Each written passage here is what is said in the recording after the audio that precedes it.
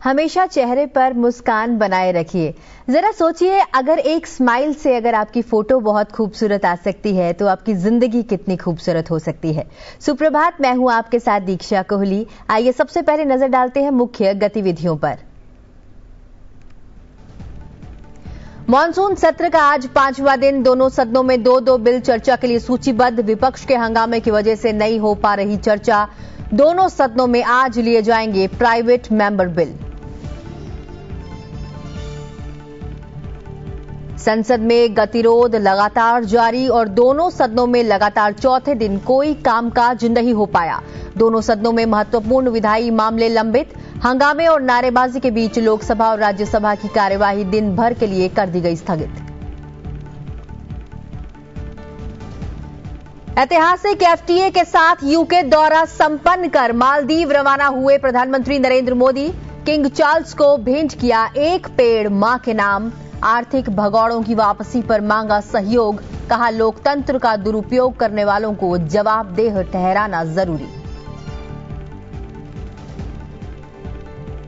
केंद्रीय सहकारिता मंत्री अमित शाह ने लॉन्च की राष्ट्रीय सहकारिता नीति 2025। सहकारिता क्षेत्र को मिलेगा नया दृष्टिकोण और दिशा।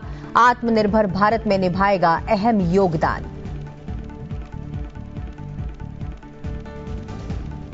अमरनाथ यात्रा में बना नया रिकॉर्ड। पवित्र गुफा में 3.5 लाख से ज्यादा श्रद्धालु पहुंचे। 21 दिन में ही दर्शनार्थियों का रिकॉर्ड टूटा। यात्रा के समापन में अभी बाकी है 15 दिन।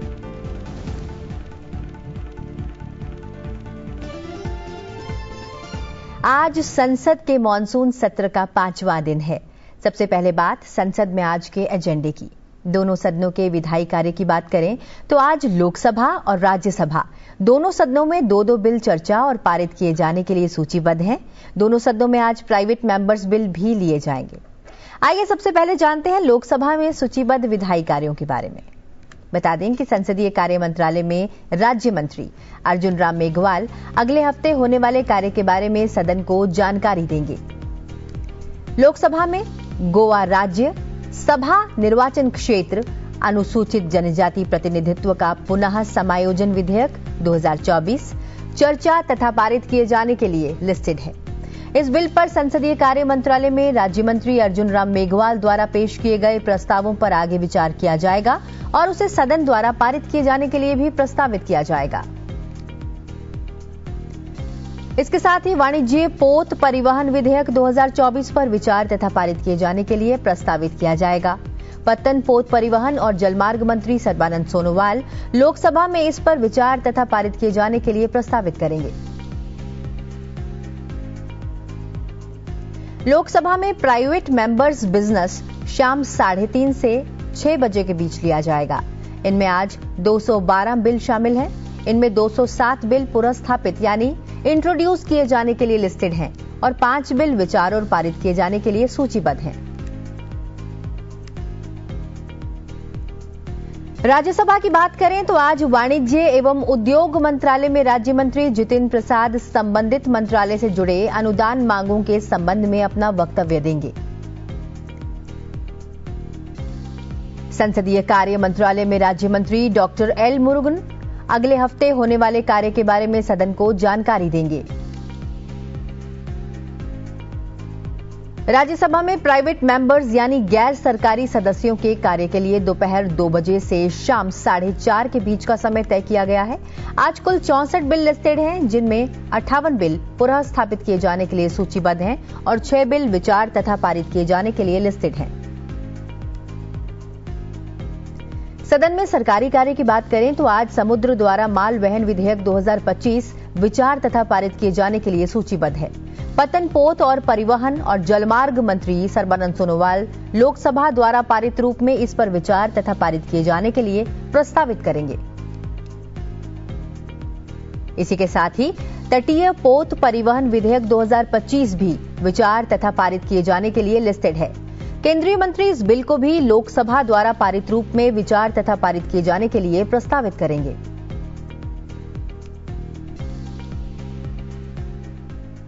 इससे पहले मॉनसून सत्र में लगातार चौथे दिन लोकसभा और राज्यसभा में कामकाज नहीं हो पाया। विपक्ष ने विभिन्न मुद्दों पर जमकर अवरोध उत्पन्न किया, जिसके कारण कार्यवाही बाधित हुई। लोकसभा की बात करें तो सुबह करीब 11 बजे सदन की कार्यवाही शुरू होने पर विपक्ष के अवरोध के बीच लोकसभा अध्यक्ष ने प्रश्नकाल शुरू किया। गतिरोध के बीच केवल एक प्रश्न का मौखिक उत्तर दिया जा सका। विपक्षी दलों के सदस्य अपनी मांगों के समर्थन में तख्तियां लेकर सदन में नारेबाजी करने लगे थे। माननीय सदस्यगण, second supplementary question sir, second supplementary पहले भी कहा है कि प्रश्नकाल महत्वपूर्ण समय होता है, आपका समय होता है जिसमें आप जनता की अपेक्षाएं, उनके महत्वपूर्ण मुद्दों को उठाते हैं। सरकार की जवाबदेही होती है। कई मंत्रालय विभागों के अंदर आपके हुए उठायों से मंत्रालय विभाग में जवाब देते होती है। और मुझे कई मान्य सदस्यों ने कहा कि प्रश्नकाल बहुत मुश्किल से उनका आता है और आपका व्यवहार जिस तरीके से रहता है ये सदन की गरिमा के अनुकूल नहीं है।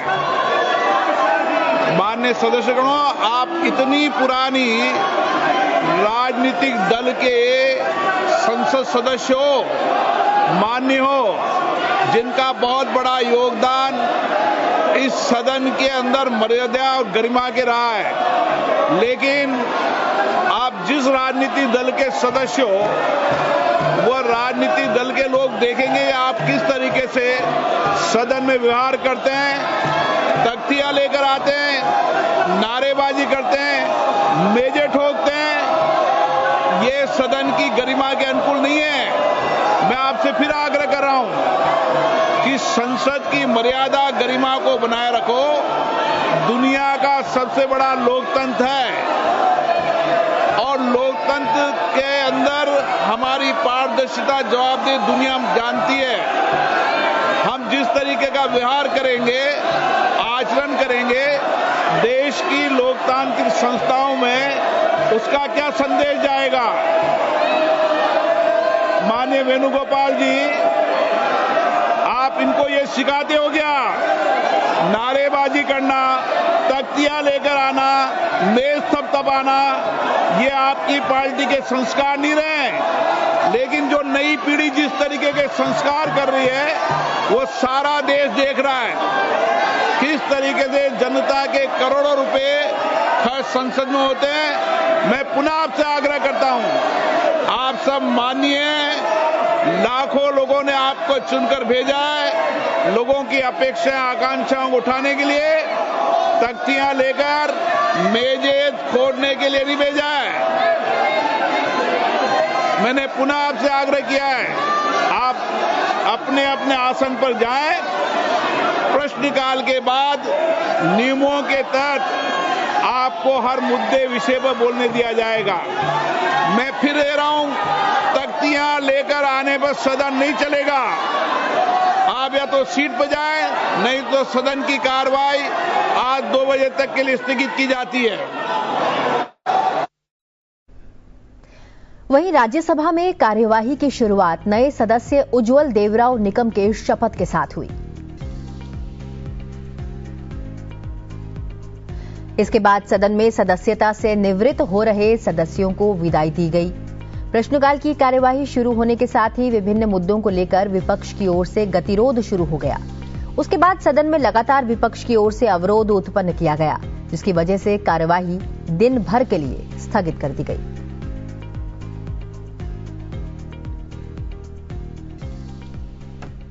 प्रधानमंत्री नरेंद्र मोदी की 2 दिन की ब्रिटेन की आधिकारिक यात्रा संपन्न हुई।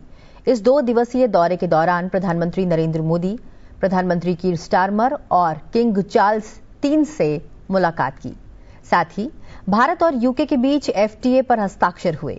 इस दौरान प्रधानमंत्री मोदी ने यूके में पहलगाम अटैक का भी जिक्र किया। इस दौरे के दौरान प्रधानमंत्री नरेंद्र मोदी ने ब्रिटिश प्रधानमंत्री कीर स्टारमर से मुलाकात की। दोनों नेताओं के बीच व्यापार, सुरक्षा और वैश्विक मुद्दों पर बातचीत हुई। इस दौरान भारत और ब्रिटेन के बीच मुक्त व्यापार समझौते पर हस्ताक्षर भी हुए। इसके तहत 99% भारतीय सामान ब्रिटेन में अब बिना टैक्स के जाएगा। ब्रिटिश कारें और कई अन्य प्रोडक्ट्स, हाईटेक प्रोडक्ट्स अब भारत में सस्ते मिलेंगे। प्रधानमंत्री नरेंद्र मोदी ने कहा, यह दिन हमारे संबंधों के लिए ऐतिहासिक है। किसानों, मछुआरों, युवाओं और छोटे उद्योगों को इससे फायदा होगा। It is a deal that will bring huge benefits to both of our countries, boosting wages, raising living standards, and putting more money in the pockets of working people. It is good for jobs, it is good for business, cutting tariffs and making trade cheaper, quicker and easier. It is good for British workers in cutting-edge manufacturing, whisky distillers across Scotland, and the service sector in London, in Manchester and in Leeds. सबसे पहले मैं प्रधानमंत्री Starmer के गर्मजोशी भरे स्वागत सत्कार के लिए हार्दिक आभार व्यक्त करता हूं।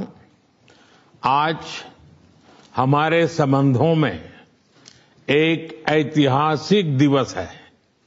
मुझे प्रसन्नता है कि कई वर्षों की मेहनत के बाद आज दोनों देशों के बीच comprehensive economic and trade agreement संपन्न हुआ है।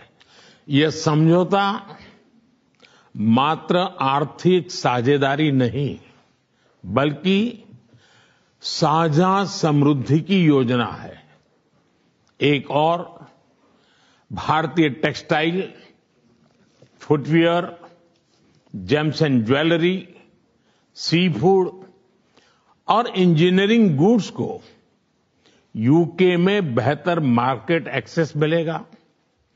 भारत के एग्रीकल्चर प्रोड्यूस और प्रोसेस्ड फूड इंडस्ट्री के लिए यूके की मार्केट में नए अवसर बनेंगे।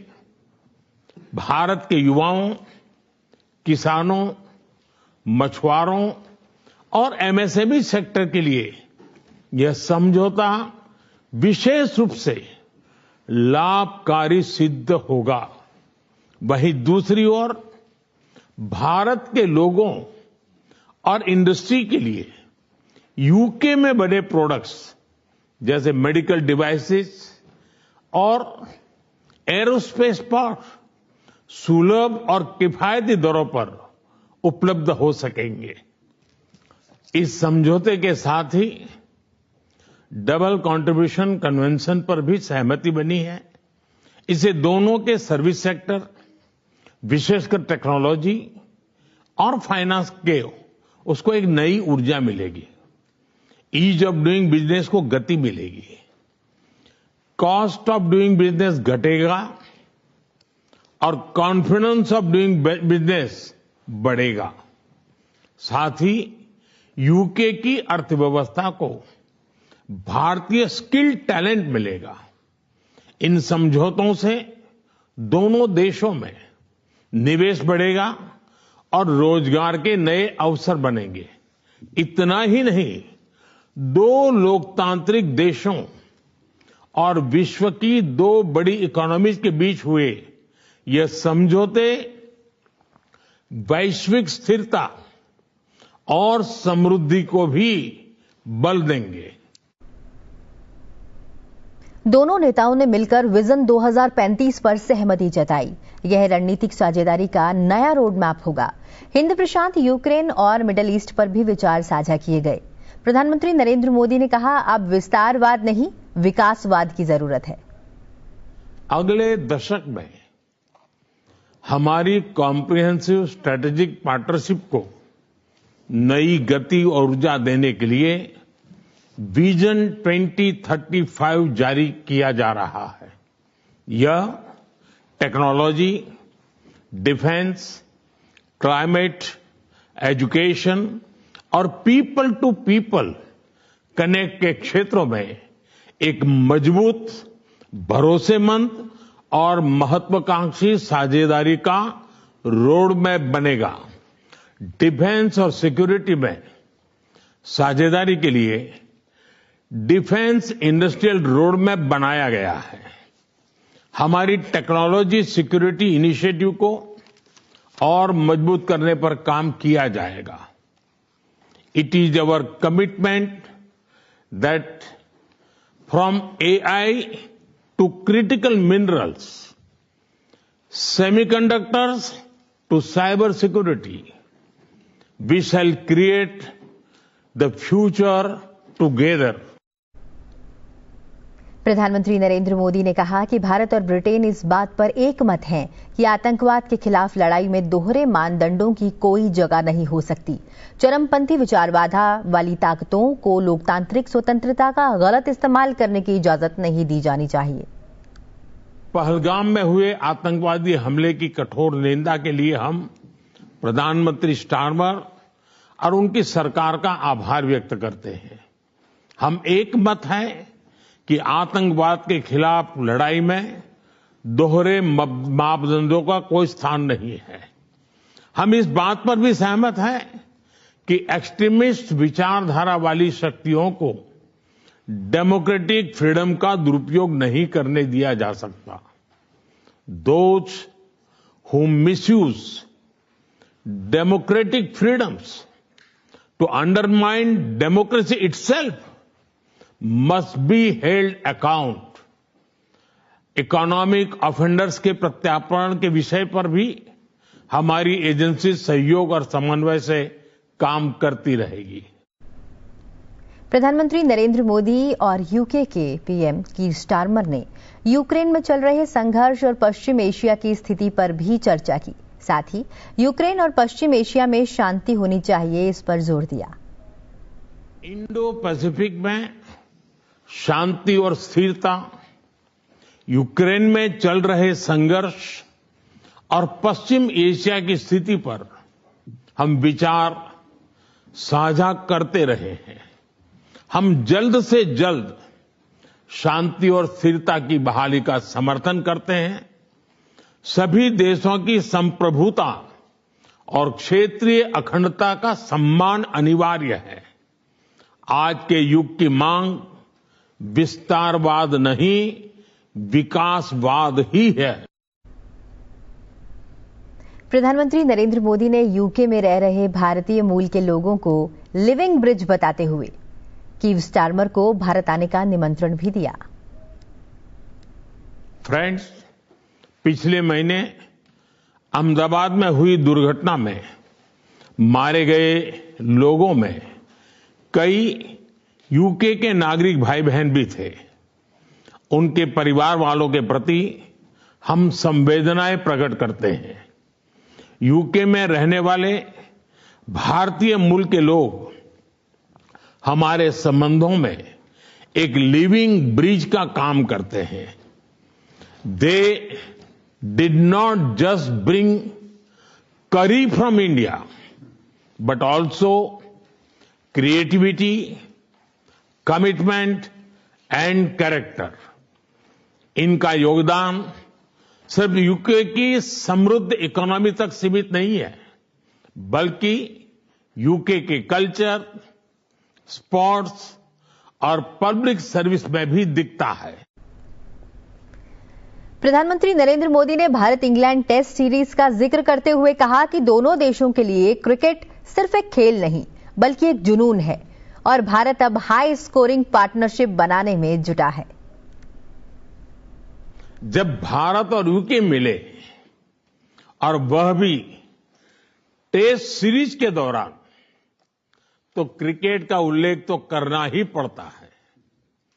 For both of us, cricket is not just a game but a passion and also a great metaphor for our partnership. There may be a swing and a miss at times, but we always play with a straight bat. We are committed to building high-scoring, solid partnership. आज संपन्न हुए समझौते और vision 2035 इसी spirit को आगे बढ़ाने वाले माइलस्टोन है। प्रधानमंत्री नरेंद्र मोदी ने यूनाइटेड किंगडम की अपनी आधिकारिक यात्रा के दौरान गुरुवार को सैंडरिगम हाउस में किंग चार्ल्स तृतीय से मुलाकात की। प्रधानमंत्री नरेंद्र मोदी ने किंग चार्ल्स तृतीय से मुलाकात के दौरान उनके स्वास्थ्य में सुधार और शाही कर्तव्यों को पुनः संभालने पर प्रसन्नता व्यक्त की। दोनों के बीच आयुर्वेद और योग सहित स्वास्थ्य और सतत जीवन से संबंधित मुद्दों और दुनिया भर के लोगों तक इनके लाभों को पहुंचाने के तरीकों पर चर्चा हुई। मुलाकात के दौरान उन्होंने किंग चार्ल्स तृतीय को शरद ऋतु में लगाए जाने वाले एक पेड़ का उपहार भी दिया। ये पेड़ एक पेड़ मां के नाम के तहत उपहार दिया गया।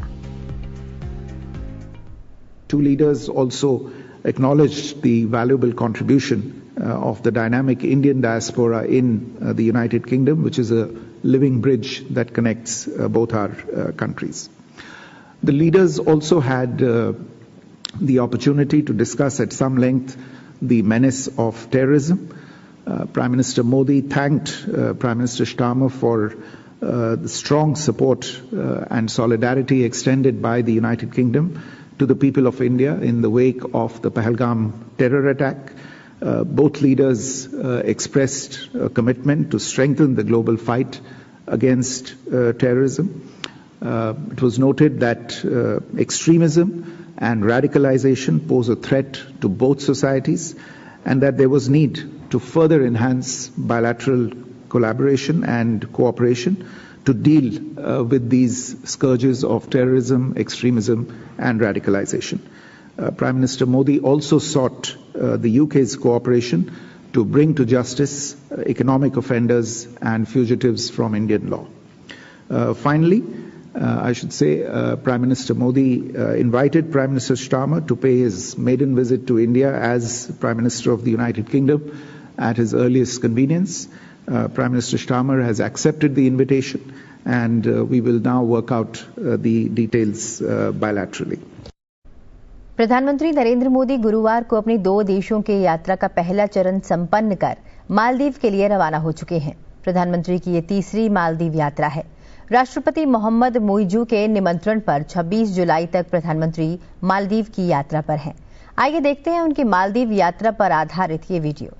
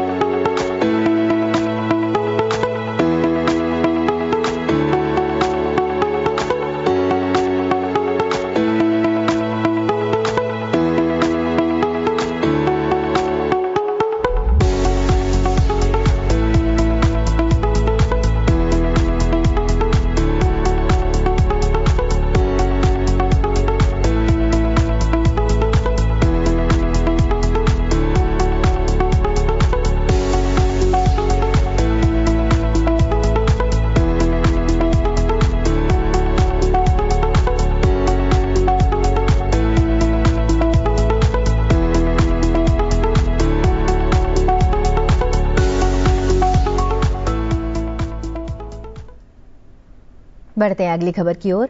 केंद्रीय गृह एवं सहकारिता मंत्री अमित शाह ने गुरुवार को सहकारिता क्षेत्र को बढ़ावा देने के लिए एक नई राष्ट्रीय नीति की घोषणा की। इस नीति का लक्ष्य हर गांव में पेशेवर सहकारी संगठन बनाना है। गृह मंत्री अमित शाह ने राज्यों से इसे लागू करने का आग्रह किया।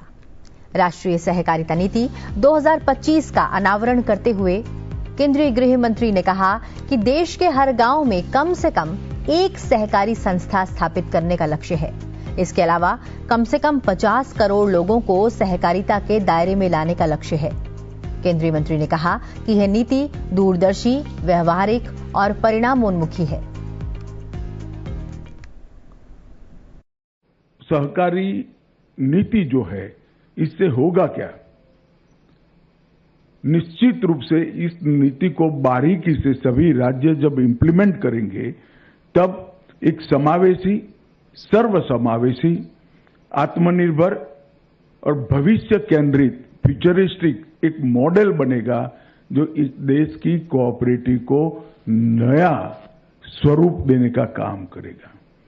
2034 तक सहकारी क्षेत्र का देश के जीडीपी में योगदान 3 गुना बढ़ाने का काम हम करने वाले हैं। बहुत बड़ा लक्ष्य है, मुझे मालूम है, मगर हमने इसकी ठीक से तैयारी करी है। 50 करोड़ नागरिक जो एक्टिव मेंबर नहीं है या तो मेंबर ही नहीं है, ऐसे 50 करोड़ नागरिकों को एक्टिव मेंबर कोऑपरेटिव सेक्टर का बनाने का भी लक्ष्य रखा है। समितियों की संख्या में 30% की वृद्धि हम करेंगे, मतलब 8,30,000 है, इसमें 30% की वृद्धि हम करेंगे। हर पंचायत में एक प्राथमिक कोऑपरेटिव होगी, मतलब पैक्स जरूरी नहीं है, प्राथमिक डेयरी होगी, प्राथमिक मछुआरा समिति होगी, प्राथमिक मल्टीपर्पज पैक्स भी हो सकता है, प्राथमिक पैक्स भी हो सकता है। और इसके माध्यम से जो युवा काम कर सकता है, इसकी रोजगारी भी बढ़ाना। पारदर्शिता, ट्रांसपेरेंसी, वित्तीय स्थायित्व और संस्थागत विश्वास, इसको हर इकाई बढ़ाए, इसके लिए एक क्लस्टर भी बनाएंगे और मॉनिटरिंग सिस्टम भी हम बनाने वाले हैं। और मॉडल सहकारी गांव मेरे मत क्षेत्र में सबसे पहले एक शुरू हुआ है, नाबार्ड का इनिशिएटिव है। ये मॉडल सहकारी गांव जो बने हैं, इसके एक्सपीरियंस का अनुभव कर कोऑपरेटिव सेक्टर, जीएससी बैंकों, मतलब स्टेट कोऑपरेटिव बैंकों के माध्यम से हर तहसील में 5 मॉडल कोऑपरेटिव गांव खड़ा करने का हम प्रयास करेंगे। श्वेत क्रांति 2.0 के जरिए महिलाओं की सहभागिता को हम इसके साथ जोड़ेंगे और मैं विश्वास से बता सकता हूं मित्रों कि सारी चीजों को हम 2 समितियों के माध्यम से जमीन पर उतारने का रोड मैप बनने के बाद ही मैं आज आपके सामने उपस्थित। इस वर्ष 3 जुलाई से आरंभ हुई बाबा अमरनाथ की यात्रा में अब तक 3.42 लाख से ज्यादा श्रद्धालु पवित्र गुफा के दर्शन कर चुके हैं। अभी भी यात्रा पर आने वाले श्रद्धालुओं का उत्साह देखते ही बन रहा है। यात्रा पर आने वाले तीर्थयात्रियों को न तो खराब मौसम की चिंता है और न ही भूस्खलन का डर। बम बम भोले का जयकारा लगाते हुए यात्रा कर रहे इन श्रद्धालुओं का कहना है कि जब भोलेनाथ स्वयं अमरनाथ गुफा में विराजमान हैं और भारतीय सेना सुरक्षित यात्रा सुनिश्चित कर रही है, तो फिर चिंता किस बात की। अधिकारियों ने बताया कि जिस तरह से शिव भक्तों का आना जारी है, आज आधिकारिक तौर पर इस वर्ष यात्रा 3.50 लाख का आंकड़ा पार कर लेगी। यात्रा के समापन में अभी 15 दिन बाकी हैं। श्रद्धालु 9 अगस्त यानी कि रक्षाबंधन के दिन तक पवित्र गुफा के आखिरी दर्शन कर पाएंगे। सुप्रभात में फिलहाल इतना ही। अभी के लिए दीजिए इजाजत और बने रहिए संसद टीवी के साथ। नमस्कार।